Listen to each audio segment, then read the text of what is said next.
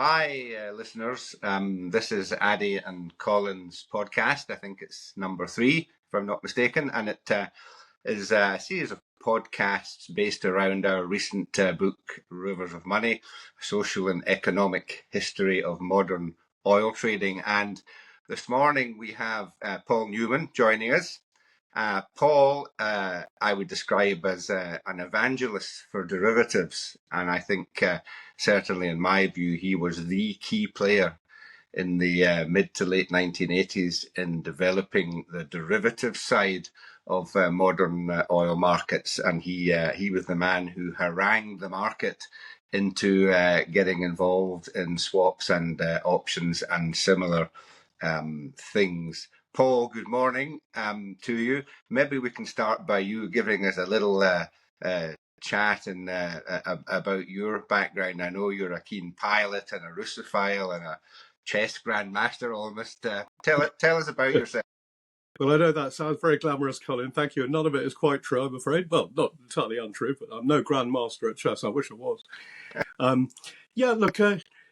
You're right. That's interesting to hear yourself described in that way, because I've never really thought of it like that, but it is true.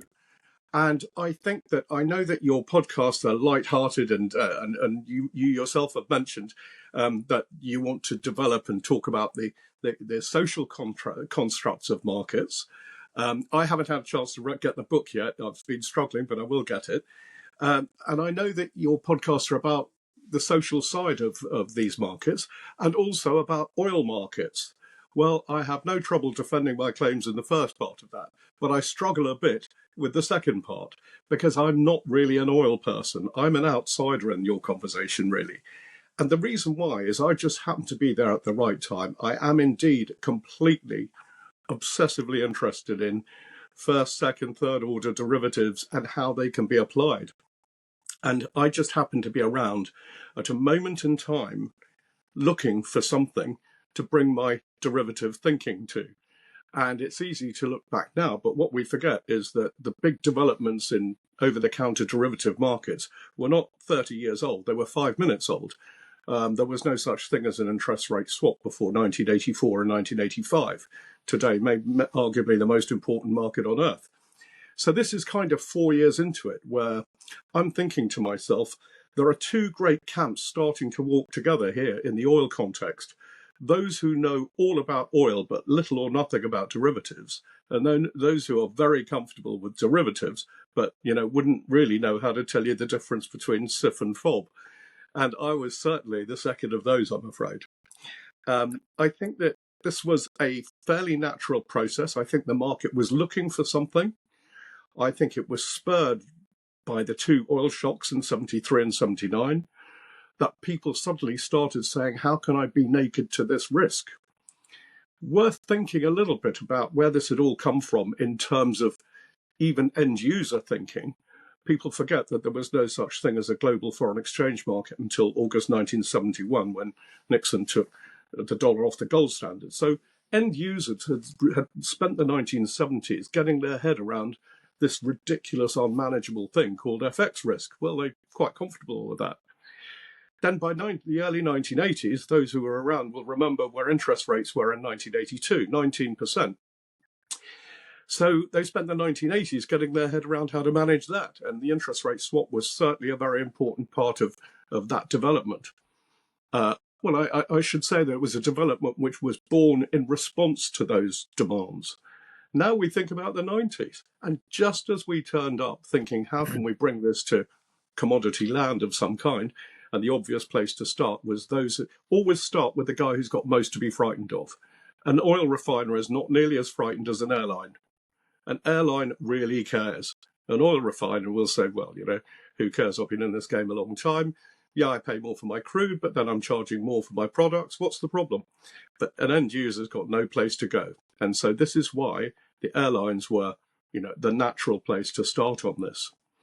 And it made sense to bring those end users to answer a real requirement and a real demand for those people. Sorry, Colin, were you going to say something? Huh? No, I'm just going to say it's very interesting. You talk about effectively two cultures meeting here. Yeah.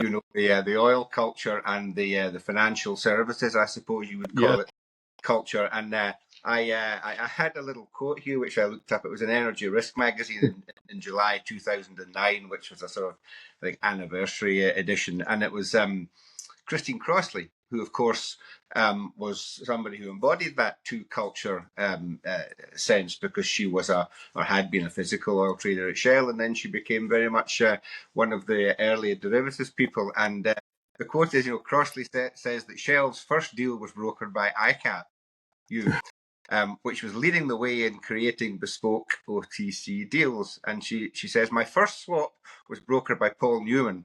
It was like the blind leading the blind, she jokes. I didn't understand anything about swaps, and he didn't understand anything about jet fuel. We all just taught each other, um, and, and, that, and that to me just embodied what I recall about the period. People were just holding each other's hands into this whole new thing. Who were these people? You must remember the characters at the time. Well, of course. I mean, look, the early pioneers in this game were undoubtedly BP, Shell. Funnily enough, I would say that there were some very early banks who were coming into this not because they were interested in taking on commodity price risk, but they felt they really understood how to stitch together over-the-counter products using listed futures as their cover. And not many people were comfortable with that. And there's no doubt that people like Chris Mason and his team, Steve Jones later, were really at the front of this. Anything that moved, they were interested in supplying an answer to.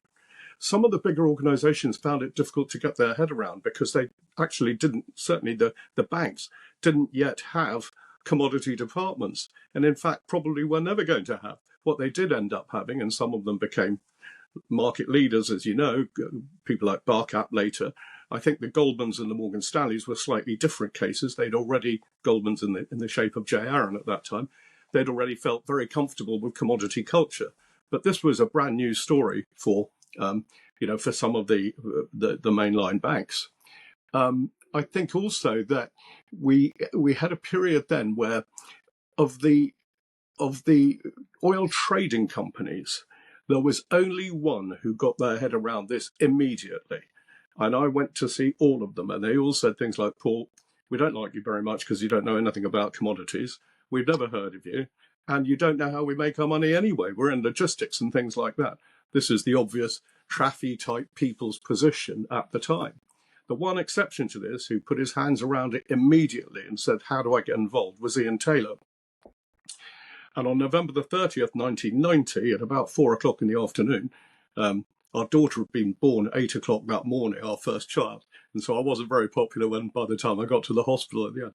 Very first deal on November the 30th, 1990, was a deal which I arranged between Aer Lingus and Ian Taylor. And I didn't start with Ian Taylor, I started with Aer Lingus. And it was one of those things where you walk in and you say to them, look, what business do you think you're in? And the guy looks at you as though you're mad and says, I think I'm in the airline business. Says, no, you think you are. You're not. You're actually in the flicking a coin and praying business that jet fuel goes your way, because it's going to destroy you if it doesn't go your way. And remember the history of this. Just as these things are starting to take some shape, at least become conversation agendas, Gulf One kicks off. Hallelujah. I mean, who wants to be anything other than unhappy about the outbreak of a war? But for God's sake, that focused attention on every end user's mind. And you don't need reminding of anybody who wasn't around at that time should just try and have a look at the JetSIF Northwest Europe Platts pricing. It looks like the Eiffel Tower. It's really. The airlines were huge, weren't they, in getting this whole thing started, because they had a very clear risk as a consequence of what you say. Sure. But on the other hand, they weren't necessarily great credits, and documentation was always a big issue with the entrenched oily people. How did you get round about that? How did you get that done? Well, you're absolutely right about that, and I can think of at least one oil major, well, certainly one outstanding oil major who was participating in this, who was very clear, Paul, I'll do these all day as long as you let them do on my contracts.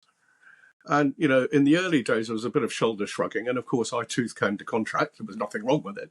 But telling somebody you've got to use my contract is quite a different story, really. Last year, I bumped into them completely random at dinner somewhere in France, a lady who was sitting next to me, and I said to her, "What do you do?" She said, "Oh, you will never have heard of this. I run a trade organisation." And I said, "What's that?" She said, "Oh, it's a company called ISDA." And I said, "Well, hang on a second. Not only is a girl called Fiona Taylor, very nice girl, not only do I know all about it, but I was really at the centre of its initial arrival, just on the periphery of it in interest rates, but I was at the centre of bringing it to commodity markets. And that was an evangelical exercise, going to see people and saying, and you know what they'd all say? They'd all say the same thing. "Paul, this is a great idea." So look, if we can standardise these stocks in this way, this market is going to exponentially develop. And their answer typically was, "I hear what you're saying, but my lawyer's department don't like this." I said, "Well, of course they don't. They think they're out of a job because they're, and so this was a bit of a struggle. But in the end, that was exactly the right thing to do. And everybody, even the most fervent resistors, bowed down and said, "Let's all use ISDA." Just Paul, for our listeners, just to say that ISDA is the International Swap Dealers Association, just in case they don't know. Of course, sorry.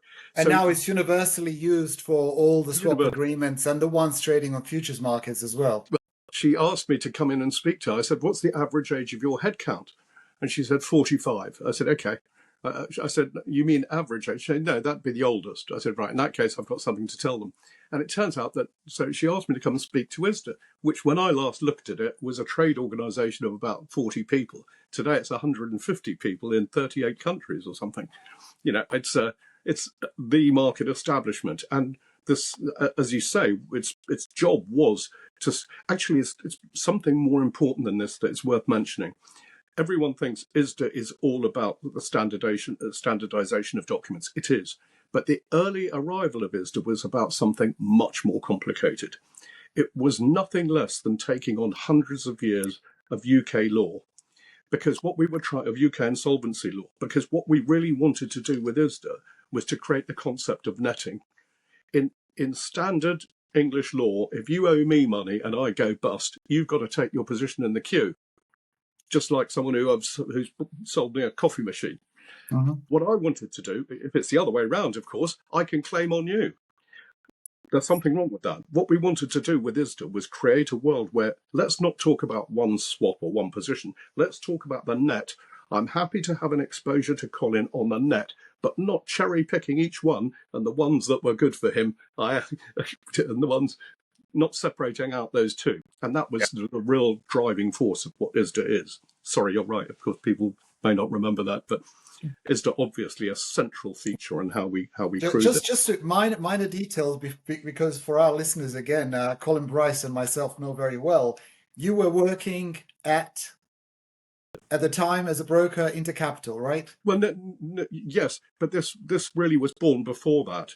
My early background is I left the Air Force during the Callahan cuts and didn't have a continued career there after 1978, and went to Hong Kong Shanghai Bank graduate training program. Then I finished up in a subsidiary of one of the discount houses, Gerard National, a company called Exco.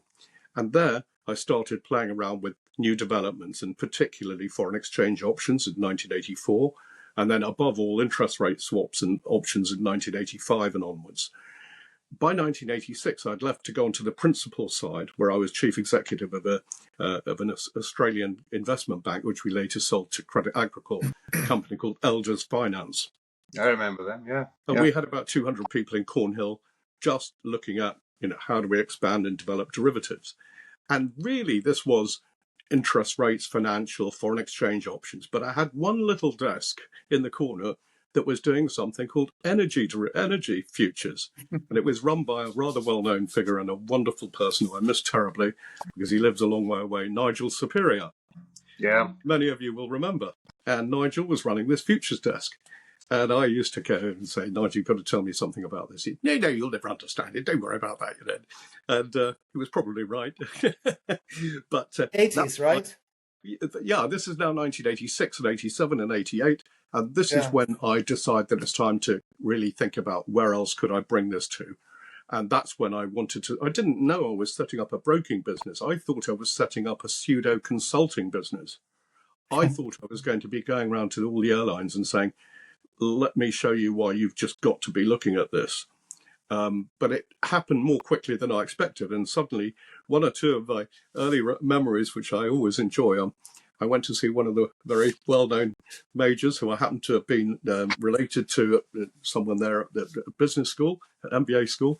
And this person said to me, well, look, Paul, I'm not interested in what you're talking about. I'm never going to get involved.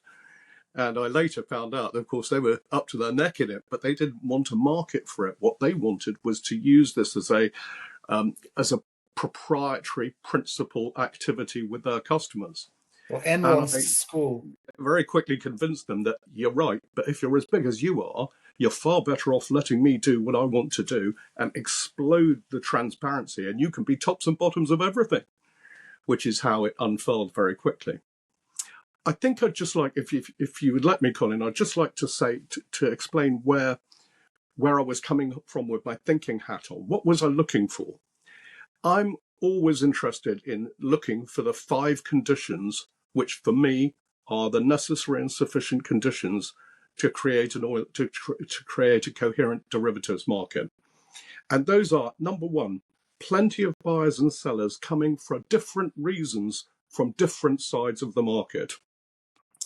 Number 2, inherent volatility. Well, we talked about what had happened in the oil shocks. Number 3, a standardized asset underlying. I mean, I wouldn't consider trying to get into antique derivatives. It's got to be an underlying asset which is completely standard. Number 4, a credible index that is transparent, that we can all believe in.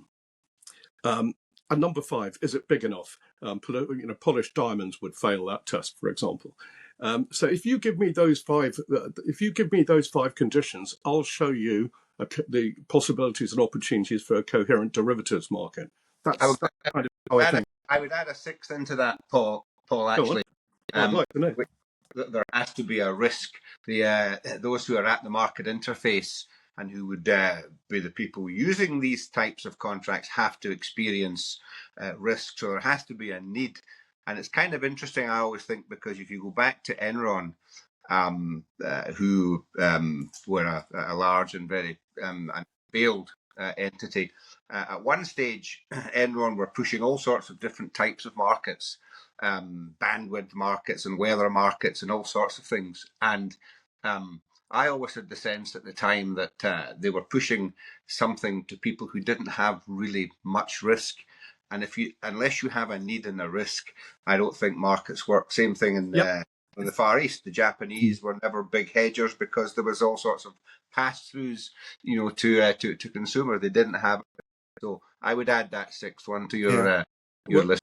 Colin, it's a bit late in the day. I wish you'd told me that 30 years ago, because I've missed the 6th one in my thinking. When you didn't. It was there. When Colin and I had the book launch, we were asked a question: what really makes a great trader?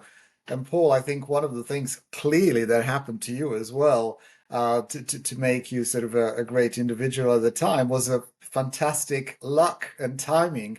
Mid-80s was just the time to actually have to tell people, look, you've got the risk.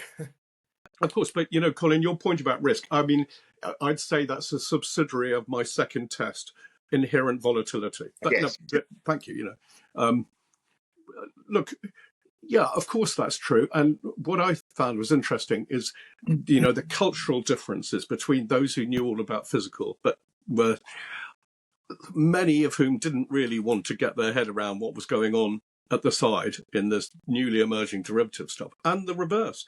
But I would say that this market, and I've worked in really quite a few markets. I've never worked in stock markets, but I've worked in pretty much all the others, I think, at some point or another. I would say that the communal spirit of the oil market as it was transitioning to derivatives was one of the best I've ever seen. People actually really enjoyed learning from each other and not looking down at people who had a skill set they didn't have. Even if you had more or less no credentials to be taken seriously in the oil markets, like me, didn't know anything about it. My nearest acquaintance was trying to manage Nigel Superior's futures desk. But that's very interesting. You make that comment because, back then you could have characterized quite a few of us on the physical side as sort of lunch-a-lots, really. We had fallen into this wonderful job, and we went to all sorts of Yeah, lunches and parties and had a wonderful time. We didn't really want to think too hard yeah. about complicated derivatives, and yet there were a large number of us. I include myself, Addy, as well. Who were dead keen to do that and to get involved. The Christine Crossleys, the Chris Masons, Stefan Van Riet, people with these names that I remember from the time, who were converted oil traders. The But that difference when financialization hit markets in the sort of 2008, 2010 period was that the people who were doing that business, the fund related kind of stuff, and were people who came from fixed income backgrounds but primarily. They weren't and oil. isn't this, Colin and Paul, isn't this also a fundamentally important time when trading changed because of derivatives? Suddenly, the likes of Colin and I, the Lunchalots, could not handle business development, could not handle all the analysis, because now suddenly analyses are becoming far more complex, could not trade at the same time, and so on, and market these products. So suddenly it becomes a team sport. Hmm. I think that's certainly right, AD, because one of the biggest losers in that was the London lunching restaurants. And of course, because we were unlike the other markets I'd worked in, remember that this market was geographically split. About a half of it was east of Oxford Circus or east of Holborn, and the other half was west of Holborn. And so that meant that most people were heading home in that direction. So lunching became dinners. And our wives didn't see us for several years, I think. But I remember, Paul, you were very capable of providing a fine lunch in your. Oh, yeah. That Don't was, do yourself down. do you know, it's A funny. long lunch. I just thought of something interesting, Colin. It's funny you say that. I did indeed do that. And a fellow broker of mine who I respect greatly rang me and said, from a competing business, rang me and said, Paul, what are you doing? He said, what do you mean? He said, I hear you had a lunch with 6 or 8 of these people around the table. I said, yes. He said, well, we make a living out of them not knowing each other. I said, no, we don't. You think we do? We don't. We make a living out of the community that we have. It's not that they don't know each other. I mean, 99% of trades I ever did, the people knew each other very well. They were just too busy doing something else. And they were happy to have somebody making sure it was all right. So Yeah. our book is all about people and places. It's the social construct thesis of developing the market. Who were the people back? Who were the really key, innovative, interested people that really you recall got things going? What were the names? Who were they? Well, remember that one of the first, even the big organisations, let's say BP, didn't quite know how to approach this. So they set up a crack unit under a lady called Vivian Cox, and she put 3 people next to her. One was Dick Bronx, one was Alan Hayward, and the third one was Stefan Van Riet. Van Riet. Exactly. Well done. Thank you for that. And these 3 boys were sitting at a corner, and nobody really knew what they were doing, but they were right on top of their game. If you remember, Ian had just left not long before, had gone off to Singapore. And Christine was very close to her boss then, Peter Ward. And she managed to get Peter to get right behind her in supporting her arrival and participation in derivatives. The third big organisation, which we couldn't fail to mention at this time, of course, were a very important market leader led by George D'Almeida at what was then ELF out of Geneva. And people quite like that because they like to go. Honestly, George used to say, it's funny how many people come and visit me during the winter. So they'd slot some skiing in afterwards. They don't seem to be interested in coming to see me in Octobers. But ELF was certainly a very important player in this. I would say that those 3 really dominated the first people.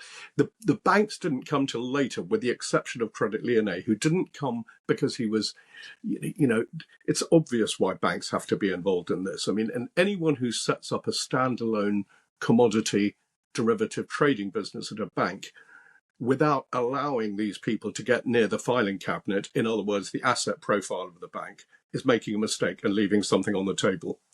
So bit by bit, the culture grew within banks, and I don't mean investment banks like yours, Colin, but within mainline banks.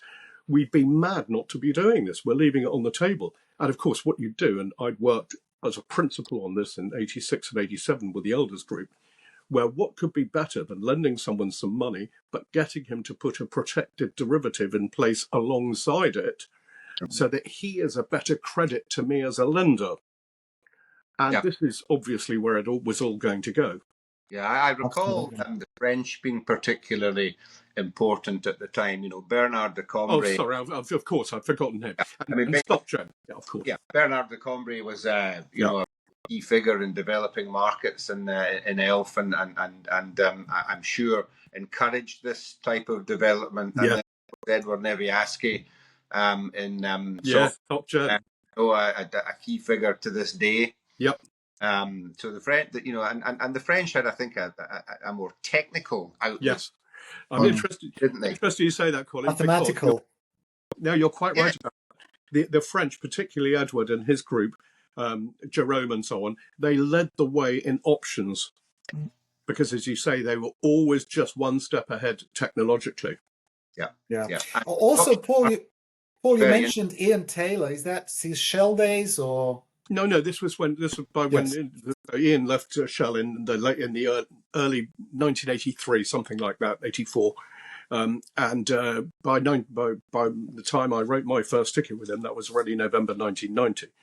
But Ian, of course, was one of those people who was broad-minded enough to say, let's take this on. It took some of the the Cargill type people a long time to see that this was not a conflicting story. And in fact, one of my important messages today to you, Colin and AD, is I often hear people thinking that that over-the-counter derivatives somehow competed with futures.